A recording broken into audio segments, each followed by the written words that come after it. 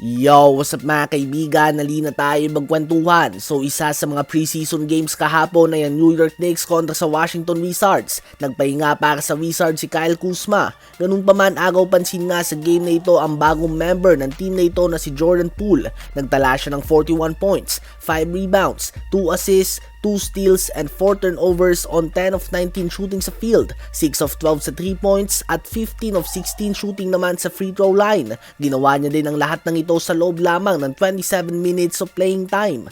Alam naman nating lahat na si JP nga ay magaling at may kakayahan na magtala ng mga stats sa ganito from time to time. Ngunit hindi din nga malabo na magtala siya ng 5 points sa next game. Yan nga ay kung pagbabasehan natin ang kanyang mga naging performance noon sa Golden State Warriors. Sobrang talented nga ni JP, ngunit bukod sa consistency, may problema nga si Poole sa kanyang basketball IQ.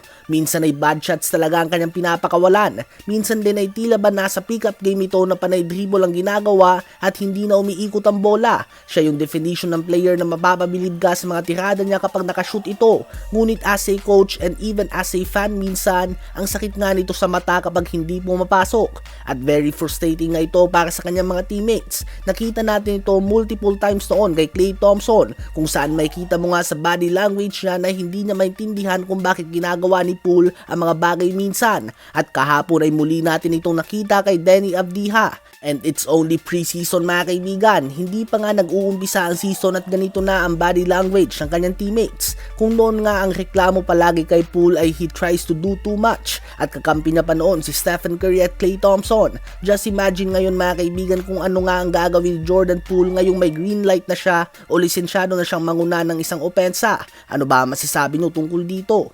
Habang Los Angeles Lakers naman ay may panibagong player, kinuha nga nila ang dating guard ng Golden State Warriors Quinndary Weatherspoon. Ito nga ay matapos na magtala niya ng 15.5 points per game on 52% shooting sa field and 40% shooting sa 3 points sa dalawang preseason games habang naglalaro siya sa Israeli club Maccabi Ra'ana. Huling beses siyang naglaro sa liga para sa Golden State Warriors. Siya nga ang backup ng backup ni Curry noon. Hindi natin alam sa ngayon kung paano ba siya mabibigyan ng minuto sa Lakers dahil loaded na nga ang guard spots ng team na ito with D'Angelo Russell, Gabe Vincent, Max Christie, Austin Reeves, Jalen Hood-Schifino at andyan din si LeBron James and Cam Reddish na naglalaro din ng guard positions minsan. Ganun pa man, kinuha nga siya ni Rob Pelinka, so malamang ay may nakita nga sa kanya ito na sa palagay niya ay magiging tulong para sa Lakers. Ano ba masasabi niyo tungkol dito?